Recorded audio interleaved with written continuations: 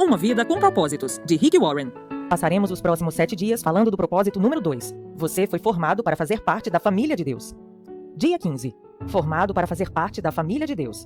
Foi Deus que fez todas as coisas, e todas as coisas são para sua glória. Ele quis que muitos filhos compartilhassem sua glória. Hebreus capítulo 2, versículo 10. Vejam com que grande amor o Pai Celeste nos ama, pois Ele consente em que sejamos chamados seus filhos, e verdadeiramente somos. 1 João capítulo 3, versículo 1. Você foi formado para fazer parte da família de Deus. Deus quer uma família e criou você para fazer parte dela. Esse é o segundo propósito de Deus para a sua vida, o qual foi planejado antes que você nascesse. Toda a Bíblia revela a história de Deus formando uma família que irá amá-lo, honrá-lo e reinar com ele para sempre. Ela diz: seu plano imutável sempre foi adotar-nos em sua família, conduzindo-nos a si mesmo por meio de Jesus Cristo. E isso lhe trouxe grande satisfação. Efésios capítulo 1, versículo 5. Deus é amor, por isso ele dá imenso valor aos relacionamentos. A própria natureza de Deus é relacional, pois ele identifica a si mesmo em termos familiares: Pai, Filho, Espírito Santo. A Trindade é um relacionamento de Deus consigo mesmo. É o padrão perfeito para uma relação harmoniosa e devemos estudar suas implicações. Deus sempre existiu vivenciando um relacionamento amoroso consigo mesmo. Logo, ele nunca esteve só. Ele não precisava de uma família, mas desejou uma. Então concebeu um plano que consistia em nos criar, adotar-nos em sua família e dividir conosco tudo o que possui. Isso dá a Deus um grande prazer. A Bíblia diz: foi para ele um dia feliz quando ele nos deu a nossa vida nova por meio da verdade da sua palavra e nos tornamos, por assim dizer, os primeiros filhos da sua nova família. Tiago, capítulo 1, versículo 18. Quando depositamos nossa fé em Cristo, Deus torna-se nosso Pai, nós nos tornamos seus filhos, outros cristãos tornam-se nossos irmãos e irmãs, e a igreja torna-se nossa família espiritual. A família de Deus inclui todos os fiéis do passado, do presente e do futuro. Cada ser humano foi criado por Deus, mas nem todos são filhos dele. A única forma de ingressar na família do Senhor é nascendo novamente, dentro dela. Você se torna parte da família humana em seu primeiro nascimento e torna-se membro da família de Deus pelo segundo nascimento. Ele nos deu o privilégio de nascermos de novo, de modo que agora nós já somos membros da própria família de Deus. 1 Pedro capítulo 1, versículo 3 e ver também Romanos capítulo 8, versículos 15 e 16. O convite para fazermos parte da família de Deus é universal, mas há uma condição: a fé em Jesus. A Bíblia diz: todos vocês são filhos de Deus mediante a fé em Cristo Jesus. Isso está em Gálatas, capítulo 3, versículo 26. A família espiritual é mais importante que a biológica, porque durará para sempre. Nossa família terrena é uma dádiva maravilhosa de Deus, mas é temporária e frágil, sujeita ao rompimento pelo divórcio, pela distância, pela velhice e, inevitavelmente, pela morte. Já a família espiritual, nosso relacionamento com outros fiéis, irá perdurar por toda a eternidade. É um laço permanente e uma união muito mais forte que o parentesco de sangue. Sempre que Paulo parava para pensar no propósito eterno de Deus para todos nós, irrompia em louvores. Quando eu penso na sabedoria e na extensão do seu plano, eu caio de joelhos e rogo ao Pai de toda a grande família de Deus. Alguns deles lá em cima no céu e outros aqui embaixo na terra. Efésios capítulo 3, versículos 14 e 15. Os benefícios de fazer parte da família de Deus. No momento em que você nasceu espiritualmente na família de Deus, recebeu alguns presentes espantosos: o nome da família, a aparência da família, os privilégios da família, o acesso à intimidade da família e a herança da família. A Bíblia diz: por ser seu filho, tudo o que ele possui também pertence a você. Gálatas capítulo 4, versículo 7. O Novo Testamento dá grande ênfase à nossa valiosa herança. O meu Deus suprirá todas as necessidades de vocês, de acordo com as suas gloriosas riquezas em Cristo Jesus. Filipenses capítulo 4, versículo 19. Como filhos de Deus, temos parte na fortuna da família. Aqui recebemos bondade, paciência, glória, sabedoria, graça, misericórdia e poder. Mas na eternidade iremos herdar ainda mais. Paulo disse: quero que vocês percebam quanto é rica e gloriosa a herança que ele tem dado a seu povo. Efésios capítulo 1, versículo 18. O que exatamente abrange essa herança? Primeiro, seremos levados deste mundo a fim de estar com Deus para sempre. 1 Tessalonicenses capítulo 4, versículo 17 e capítulo 5, versículo 10. Segundo, seremos completamente transformados para nos tornar como Cristo. 2 Coríntios capítulo 3, versículo 18 e 1 João capítulo 3, versículo 2. Terceiro, seremos livres de toda dor, sofrimento e morte. Apocalipse 21, versículo 4. Quarto, seremos recompensados e reassumiremos posições de trabalho. Mateus capítulo 25, versículos de 21 a 23. Marcos capítulo 9, versículo 41 e capítulo 10, versículo 30. 1 Coríntios capítulo 3, versículo 8 e Hebreus capítulo 10, versículo 35. Quinto, participaremos da glória de Cristo. Romanos capítulo 8, versículo 17, Colossenses capítulo 3, versículo 4, 2 Tessalonicenses capítulo 2, versículo 14, 2 Timóteo capítulo 2, versículo 12 e 1 Pedro capítulo 5, versículo 1. Que herança! Você é muito mais rico do que imagina. A Bíblia diz: Deus reservou uma herança inestimável para seus filhos. Ela está guardada no céu para vocês, pura e incorruptível, isenta de oscilações e da decadência. 1 Pedro capítulo 1, versículo 4. Isso significa que sua herança eterna é inestimável, pura, perpétua e protegida. Ninguém pode tirá-la de você. Ela não pode ser destruída pela guerra, por uma economia deficiente, nem por algum desastre natural. É por essa herança eterna, não pela aposentadoria, que você deve ansiar e se esforçar. Paulo diz: tudo o que fizerem, façam de todo o coração como para o Senhor, e não para os homens, sabendo que receberão do Senhor a recompensa da herança. Colossenses capítulo 3, versículos 23 e 24. Aposentar-se é uma meta sem grandes perspectivas. Você deveria estar vivendo à luz da eternidade. Batismo, identificando-se com a família de Deus. A família saudável tem orgulho de si mesma, e seus membros não se envergonham de serem reconhecidos como parte dela. Infelizmente, conheci muitos cristãos que, ao contrário do que Jesus ordenou, jamais se identificaram publicamente com sua família espiritual, ou seja, não foram batizados. O batismo não é um ritual facultativo que possa ser postergado. Significa sua inclusão na família de Deus e anuncia publicamente ao mundo: eu não tenho vergonha de ser parte da família de Deus. Você já foi batizado? Jesus ordenou que esse belo ato fosse realizado por toda a família. Ele nos disse: portanto, vão e façam discípulos de todas as nações, batizando-os em nome do Pai, e do Filho e do Espírito Santo. Mateus, capítulo 28, versículo 19. Durante anos, esforcei-me para entender por que a grande comissão de Jesus deu ao batismo a mesma importância das grandes missões de evangelismo e edificação. Por que o batismo é tão importante? Então percebi que é por simbolizar o segundo propósito de Deus para a nossa vida: a participação na família eterna de Deus. O batismo é pleno de significado. Ele declara sua fé, comunica a morte e a ressurreição de Cristo, simboliza a morte para a antiga vida e anuncia sua nova vida em Cristo, além de celebrar sua inclusão na família de Deus. O batismo é a representação física de uma verdade espiritual. Representa o que aconteceu no instante em que Deus o trouxe para sua família. Alguns de nós são judeus, alguns são gentios, alguns são escravos e alguns são livres. Mas todos fomos batizados no corpo de Cristo pelo Espírito e todos recebemos o mesmo Espírito. 1 Coríntios, capítulo 12, versículo 13. O batismo não o torna membro da família de Deus. Somente a fé em Jesus Cristo faz isso. O batismo demonstra que você já faz parte da família de Deus, assim como a aliança de casamento é um lembrete visível de um compromisso íntimo, firmado no coração. É um ato de iniciação, não algo que você deva protelar até estar espiritualmente maduro. A única condição bíblica é crer. No Novo Testamento, as pessoas eram batizadas assim que criam. No Pentecoste, 3.000 pessoas foram batizadas no mesmo dia em que aceitaram Cristo. Em outro momento, um líder etíope foi batizado no mesmo instante em que se converteu. Paulo e Silas batizaram um carcereiro filipense e sua família à meia-noite. Não há nenhum caso de batismo adiado no Novo Testamento. Se você ainda não foi batizado como expressão de sua fé em Cristo, faça isso o mais rápido possível, como Jesus ordenou. O maior privilégio da vida.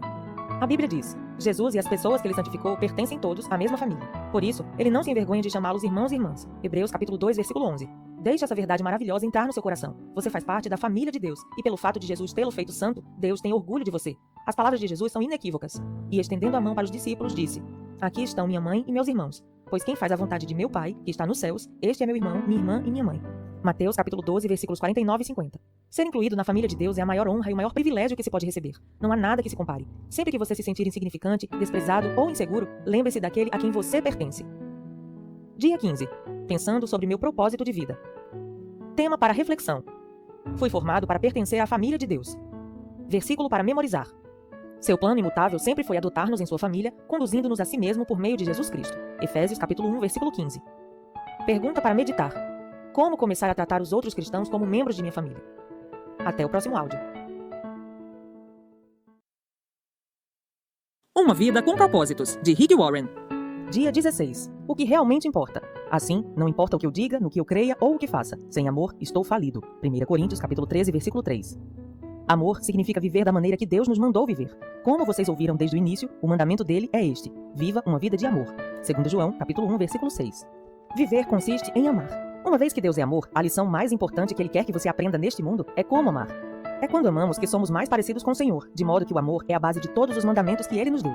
Toda a lei se resume num só mandamento: ame o seu próximo como a si mesmo. Gálatas capítulo 5, versículo 14.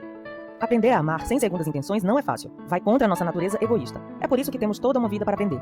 É claro, Deus quer que amemos a todos, mas tem um interesse especial em que aprendamos a amar as outras pessoas que fazem parte de sua família. Como já vimos, esse é o segundo propósito para a nossa vida. Pedro aconselha: demonstrem amor especial pelo povo de Deus. 1 Pedro capítulo 2, versículo 17. Paulo expressa o mesmo sentimento. Quando tivermos oportunidade de ajudar alguém, devemos fazê-lo, mas devemos dar atenção especial aos que pertencem à família da fé. Gálatas capítulo 6, versículo 10. Por que Deus insiste em que dediquemos amor e atenção especial aos outros cristãos? Porque eles devem ser priorizados. Porque Deus quer que sua família seja conhecida pelo amor mais que por qualquer outra coisa. Jesus disse que nosso amor uns pelos outros, e não nosso sistema doutrinário, é o maior testemunho que podemos dar ao mundo. Ele disse: esse profundo amor que vocês tiverem uns pelos outros provará ao mundo que vocês são meus discípulos. João capítulo 13, versículo 35. No céu, desfrutaremos a convivência da família de Deus para sempre. Mas primeiro, temos um trabalho árduo a realizar neste planeta, que nos servirá de preparação para uma eternidade de amor. Deus nos educa dando-nos responsabilidades familiares, e a principal é a prática de amar uns aos outros. É da vontade de Deus que você tenha um relacionamento íntimo e constante com os outros fiéis, para que possa desenvolver a habilidade de amar. O amor não pode ser aprendido no isolamento. Você precisa de pessoas por perto, pessoas irritantes, imperfeitas, que nos decepcionam. Por meio dessa união, aprendemos 3 verdades importantes. Primeira, o melhor exercício da vida é amar. Amar deve ser sua principal prioridade, seu objetivo primordial e sua maior ambição. Amar não é uma parte boa de sua vida, é a mais importante. A Bíblia diz que o amor seja o maior alvo de vocês. 1 Coríntios capítulo 14, versículo 1. Não basta dizer: uma coisa que quero na vida é ser amoroso, como se isso fosse apenas um item da sua lista dos 10 principais objetivos. Seus relacionamentos devem ter prioridade acima de tudo. Por quê? A vida sem amor não tem valor nenhum. Paulo levanta a questão: assim não importa o que eu diga, no que eu creia ou o que eu faça. Sem amor, estou falido. 1 Coríntios capítulo 13, versículo 3, na versão da Bíblia A Mensagem. Frequentemente agimos como se os relacionamentos devessem ser encaixados em nossa agenda. Falamos em encontrar tempo para nossos filhos e em reservar tempo para as pessoas que fazem parte de nossa vida. Isso dá a impressão de que os relacionamentos são apenas parte de nossa vida, no contexto de muitas outras tarefas. Mas Deus diz que a vida é feita de relacionamentos. 4 dos 10 mandamentos tratam de nosso relacionamento com Deus. Os outros 6 tratam de nosso relacionamento com as pessoas. Mas todos os 10 referem-se a relacionamentos. Posteriormente, Jesus resumiu o que mais importa para o Senhor em 2 instruções: amar a Deus e amar as pessoas. Ele disse: você deve amar ao Senhor, seu Deus, de todo o seu coração. Este é o primeiro e maior mandamento. E o segundo é igualmente importante: ame o seu próximo como a você mesmo. Todos os outros mandamentos e todas as instruções dos profetas baseiam-se nestes 2 mandamentos. Mateus, capítulo 22, versículos 37 a 40. Depois de aprender a amar a Deus, a adorar, aprender a amar os outros é o segundo propósito de sua vida. Os relacionamentos, não as realizações ou as aquisições materiais, são o que mais importa na vida. Então por que permitimos menosprezar nossos relacionamentos? Quando nossa agenda fica sobrecarregada, começamos a tratá-los de forma superficial, reduzindo o tempo, a atenção e a energia que os relacionamentos de amor exigem. O que é mais importante para Deus é substituído pelo mais urgente. O trabalho e os negócios são inimigos dos relacionamentos. Preocupamos-nos em ganhar a vida, concluir nossas tarefas, pagar as contas e cumprir metas, como se isso fosse a razão de nossa vida. Mas não é. O objetivo da vida é aprender a amar a Deus e as pessoas. Vida menos amor é igual a zero. O amor permanece para sempre.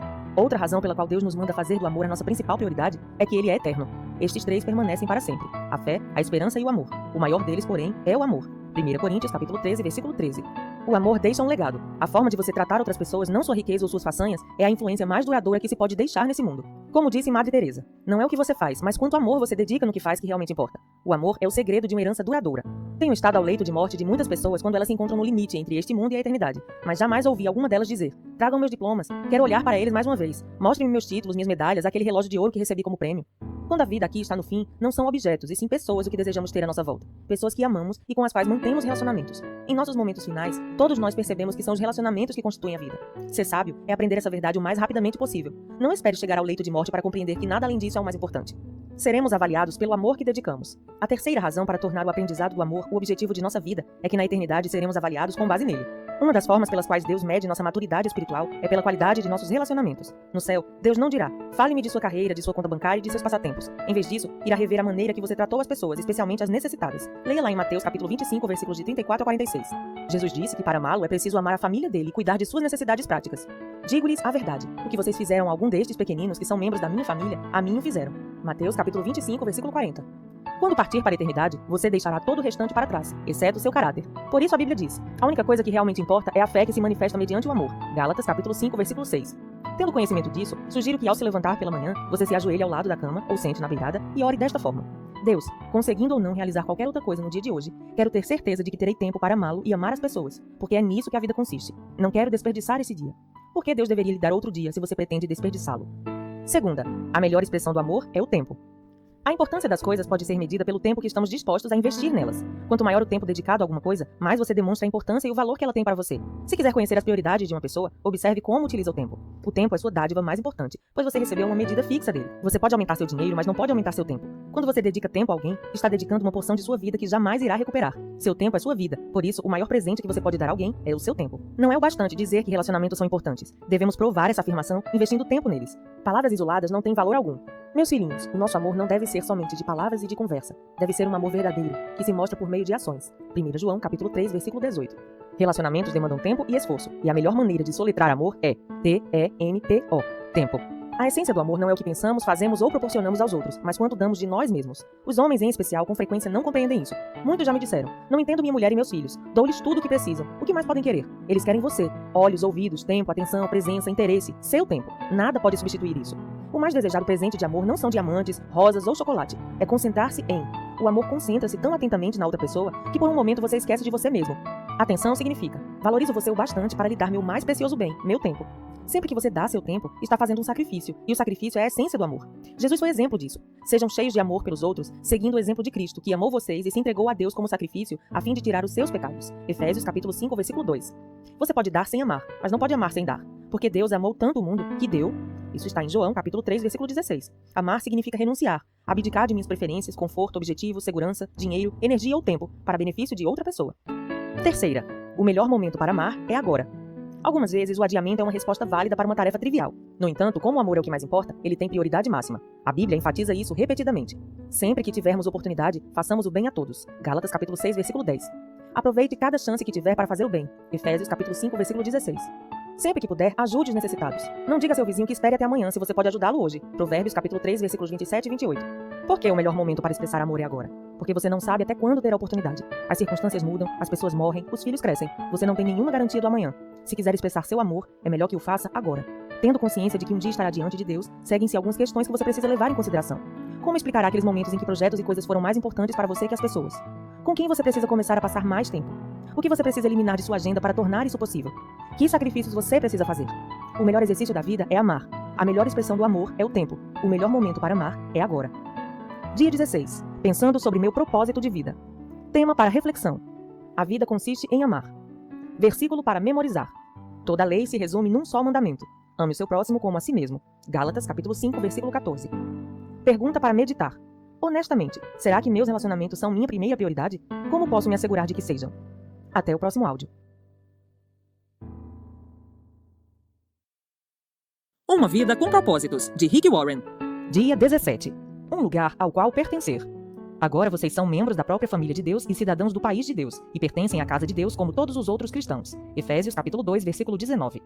A família de Deus é a igreja do Deus vivo, a coluna e o fundamento da verdade. 1 Timóteo capítulo 3, versículo 15. Você é chamado para pertencer, não somente para crer. Mesmo no perfeito e imaculado ambiente do Éden, Deus disse: não é bom que o homem esteja só. Gênesis capítulo 2, versículo 18. Fomos criados para a vida em comunidade, moldados para o companheirismo e formados para a família. E nenhum de nós pode cumprir os propósitos de Deus sozinho e sem ajuda. A Bíblia não apresenta nenhum santo solitário ou eremita espiritual, ou seja, um crente que vivesse isolado dos outros fiéis, privado de companhia. A Bíblia diz que fomos ajuntados, reunidos, edificados juntos, tornados membros juntos, feitos herdeiros juntos, combinados, mantidos juntos e que seremos arrebatados juntos. Você não está mais por conta própria. Embora seu relacionamento com Cristo seja pessoal, Deus nunca quis que fosse particular. Na família de Deus, você está unido a todos os outros fiéis, e faremos parte uns dos outros por toda a eternidade. A Bíblia diz: em Cristo, nós que somos muitos, formamos um só corpo, e cada membro está ligado a todos os outros. Romanos capítulo 12, versículo 5. Seguir a Cristo inclui pertencer, não apenas crer. Somos membros de seu corpo, a igreja. Observa C.S. Lewis que a palavra membro é de origem cristã, mas foi esvaziada de seu significado original, que está lá em Romanos capítulo 12, versículo 5. As lojas oferecem descontos a membros, e os anunciantes usam os nomes desses membros para criar listas de mala direta. Nas igrejas, tornar-se membro significa simplesmente adicionar um nome a uma lista, sem nenhum requisito ou expectativa. Pela perspectiva de Paulo, ser membro da igreja significava ser um órgão vital de um corpo vivo, parte indispensável e inseparável do corpo de Cristo. Abra sua Bíblia em Romanos capítulo 12, versículos 4 e 5, 1 Coríntios capítulo 6, versículo 15 e capítulo 12, versículos de 12 a 27. Precisamos restabelecer e praticar o significado bíblico dessa palavra. A igreja é um corpo, não um edifício, um organismo, não uma organização. Para que os órgãos do corpo humano cumpram seu propósito, precisam estar conectados ao corpo. O mesmo ocorre com você como parte do corpo de Cristo. Você foi criado para uma função específica, mas perderá esse segundo propósito para a sua vida se não fizer parte de uma igreja local. Você descobre seu papel nesta vida pelo relacionamento que mantém com os outros. A Bíblia diz: assim, somos como várias partes do corpo humano. Cada parte tem seu significado no corpo, visto como um todo, mas não o contrário. O corpo de que estamos falando é o corpo formado pelas pessoas escolhidas por Cristo. Cada um de nós encontra significado e função por parte desse corpo. Não podemos ser como um dedo decepado que não tem valor. Romanos capítulo 12, versículos 4 e 5. Se um órgão é de alguma forma desligado do corpo, fica paralisado e morre. Ele não pode existir por si mesmo, nem você. Desligado e arrancado do sangue vivificante da igreja local, sua vida espiritual se enfraquecerá e logo deixará de existir. Isso está em Efésios capítulo 4, versículo 16. Por isso, o primeiro sintoma de declínio espiritual é normalmente o comparecimento irregular aos cultos e a outras reuniões dos irmãos na fé. Sempre que nos tornamos descuidados com a comunidade de irmãos, todo o restante também começa a desmoronar. Ser membro da família de Deus não é algo irrelevante nem algo a ser negligenciado. A igreja é o plano de Deus para o mundo. Jesus disse: edificarei a minha igreja, e todas as forças do inferno não prevalecerão contra ela. Isso está em Mateus capítulo 16, versículo 18. A igreja é indestrutível e existirá eternamente. Ela sobreviverá ao universo, assim como sua função nele. A pessoa que diz: não preciso de igreja, é soberba e ignorante. A igreja é tão importante que Jesus morreu na cruz por ela. Cristo amou a igreja e deu sua vida por ela. Leia lá em Efésios capítulo 5, versículo 25. Na Bíblia, a igreja como um todo é chamada a noiva de Cristo e o corpo de Cristo. 2 Coríntios capítulo 11, versículo 2 e 1 Coríntios capítulo 12, versículo 27. Também em Efésios capítulo 5, versículo 27 e Apocalipse capítulo 19, versículo 7. Não consigo imaginar alguém dizendo para Jesus: eu te amo, mas não gosto da tua noiva. Ou eu te aceito, mas rejeito teu corpo. Mas é isso que fazemos quando desprezamos e depreciamos a igreja ou reclamamos dela. Em vez disso, Deus nos manda amar a igreja tanto quanto Jesus amou. A Bíblia diz: amem sua família espiritual. Isso está em 1 Pedro capítulo 2, versículo 17. Lamentavelmente, muitos cristãos usam a igreja, mas não a amam. A comunidade local. Salvo em poucas e importantes exceções, como quando alude a todos os fiéis ao longo da história, a palavra igreja é utilizada na Bíblia quase sempre para se referir a uma comunidade visível e local. O Novo Testamento parte do princípio de que o membro pertence à comunidade local. Os únicos cristãos que não pertenciam a grupos locais eram aqueles sob a disciplina da igreja, os quais eram removidos da comunidade depois de flagrados em pecado. 1 Coríntios capítulo 5, versículos de 1 a 13 e Gálatas capítulo 6, versículos de 1 a 5. A Bíblia diz que o cristão sem a igreja local é como o órgão sem o corpo, a ovelha sem o rebanho ou a criança sem a família. É uma situação anormal, como dá a entender a Bíblia quando diz: e pertencem à casa de Deus como todos os outros cristãos. Efésios capítulo 2, versículo 19. Os valores de hoje que advogam a independência e o individualismo criaram muitos órfãos espirituais, os crentes peregrinos, ou os sem igreja, que ficam circulando de uma igreja para outra sem filiação, responsabilidade ou compromisso. Muitos creem que é possível ser um bom cristão sem se unir ou mesmo frequentar uma igreja local, mas Deus discordaria veementemente. A Bíblia oferece muitas razões irrefutáveis para sermos ativos e comprometidos numa comunidade local. Por que você precisa da família eclesiástica? A família eclesiástica identifica-o como cristão verdadeiro. Não posso afirmar que sou um seguidor de Cristo se não sou comprometido com um grupo específico de discípulos. Jesus disse: o amor de vocês uns pelos outros provará ao mundo que vocês são meus discípulos. João capítulo 13, versículo 35. Quando nos reunimos em amor como uma família na igreja, com diferentes formações, raça e posição social, levamos ao mundo um poderoso testemunho. Você não é o corpo de Cristo isoladamente. Precisa de outros para expressar essa condição. Juntos, não separados, somos o corpo do Senhor. 1 Coríntios capítulo 12, versículo 27. A família eclesiástica retira-o do isolamento egoísta. A igreja local é a sala de aula onde você aprenderá a se relacionar com a família de Deus. É o laboratório para a prática do altruísmo e do amor compassivo. Como membro ativo, você aprende a se interessar pelos outros e a compartilhar suas experiências. Se uma parte do corpo sofre, as demais partes sofrem com ela. Ou se uma parte é honrada, as demais compartilham de sua honra. 1 Coríntios capítulo 12, versículo 26. Somente pelo contato regular com fiéis comuns e imperfeitos, podemos aprender o verdadeiro companheirismo e experimentar a verdade do Novo Testamento. Sermos unidos e dependentes uns dos outros. O companheirismo bíblico compreende sermos tão comprometidos uns com os outros quanto o somos com Jesus Cristo. Deus espera que entreguemos nossa vida uns pelos outros. Muitos cristãos que conhecem João capítulo 3, versículo 16, desconhecem 1 João capítulo 3, versículo 16. Nisso conhecemos o que é o amor. Jesus Cristo deu a sua vida por nós, e devemos dar a nossa vida por nossos irmãos. Esse é o tipo de amor sacrificial que Deus espera que você demonstre pelos outros irmãos. Uma disposição para amá-los da mesma forma que Jesus o amou. A família eclesiástica ajuda a desenvolver músculos espirituais. Você jamais chegará à maturidade apenas comparecendo aos cultos de adoração como espectador passivo. Somente a participação nas ilimitadas atividades da igreja local desenvolve a musculatura espiritual. A Bíblia diz: à medida que cada parte realiza o seu trabalho em especial, ela coopera para o crescimento das outras partes, para que todo o corpo esteja saudável, crescendo e cheio de amor. Efésios capítulo 4, versículo 16. As expressões uns aos outros ou uns dos outros são usadas mais de 50 vezes no Novo Testamento.